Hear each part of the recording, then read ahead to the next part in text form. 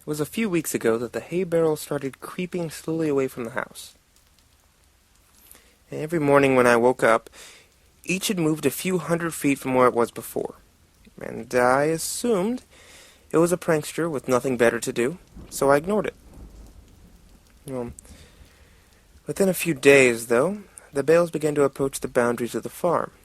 I was tired of the whole game by then and decided to move them back. It took a few tedious hours to bring them all the way from where they were over near the house again, and by the time I was done, I was ready to snap the neck of whatever little pissant was deciding to screw with me. The next morning, I found each and every one of my horses messily decapitated.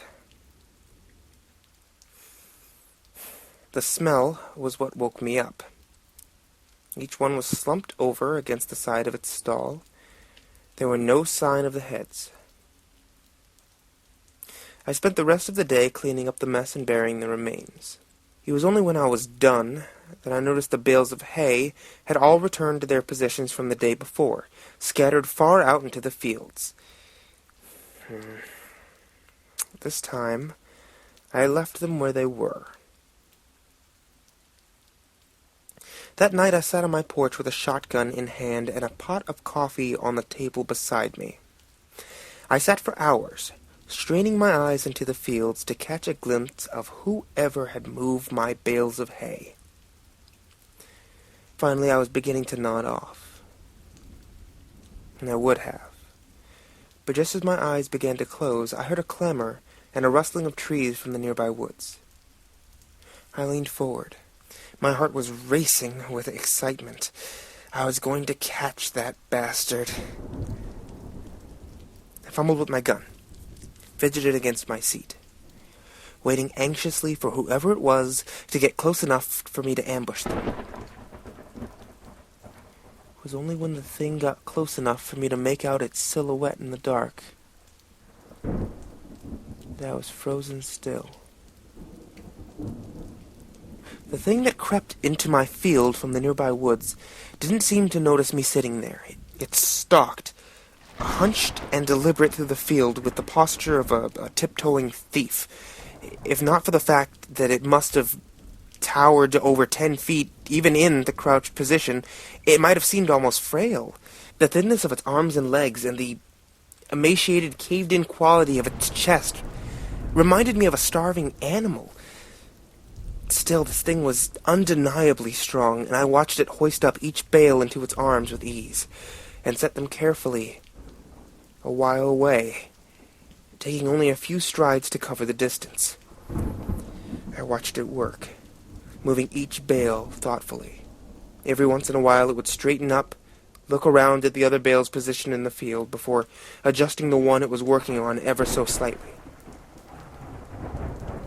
Before it left, it looked towards the house. I felt its eyes sweep over me in the dark, but whether it saw me or not, I couldn't tell. Then it turned, silently, and crept back the way it came, disappearing into the dark of the woods. It took me an hour before I had the courage to move at all. I went inside after a while, but didn't sleep that night. It was only when the sun rose that I dared step off my porch into the fields. The hay barrels were where it left them. Strangely, it didn't move them as far as it had the previous days. They were approaching something invisible in the field, and I looked at them, and I realized that they seemed to be making some line. Indeed, as I walked around the house, I saw the distinct circle that they formed with me at the center. At first I thought that the bales were just haphazardly moved away from the house, but now I could see that they were instead being moved towards some boundary. The thing was sending a message. I slept uneasy that night, and only because I was exhausted. The next morning the bales hadn't moved at all. They didn't move at all for the rest of the week, in fact. They were finally where the thing wanted them. I made myself sick trying to interpret them. Why would this thing expend so much energy moving my bales of hay, and threaten me with such violence, should I try to interfere? Killing my horses, that was just that, a threat. An intelligent threat, at that. It knew what would scare me, and it knew that I would understand the implications.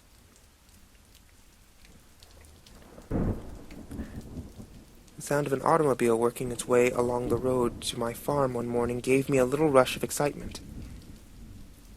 I'd been planning to abandon the farm since I saw the thing, but I couldn't hope to leave on foot without risking it treating me like it treated my horses. But if I could get in the car with whoever was coming my way, it might be able to escape before it could stop me. I didn't know or didn't care who it was. I decided that the moment they stopped the car, I would jump in the passenger seat and tell them to get the hell out of there. I didn't get the chance. The car worked its way slowly along the road, treading along the uneven ground. I urged it silently to hurry. It was when it passed between two bales placed on either side of the road that I began to hear the sound of booming clatter from the woods. The thing burst suddenly from between the trees, sprinting on all four of its terrible, gangly limbs towards the car. Within a few seconds it was there, pouncing on the automobile like a predatory cat. Within moments it was picking up and peeling the vehicle's steel frame away, working to get at the driver. The man who was screaming all the while, I could hear him, even over the crunching of metal and shattering of glass.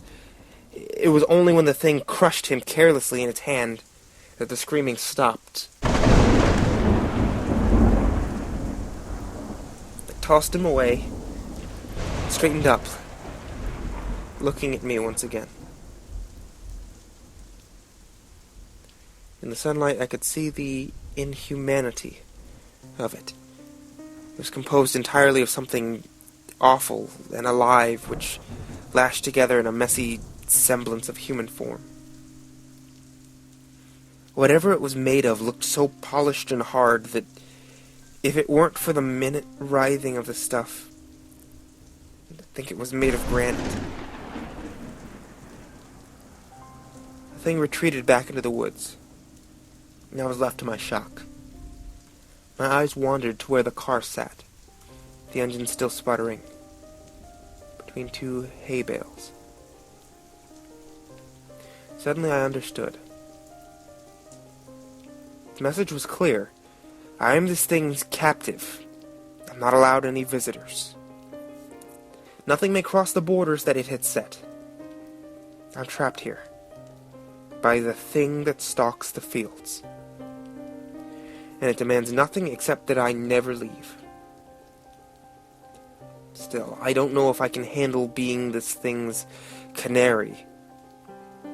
I've been thinking hard for the last few days since I saw it crush that man's chest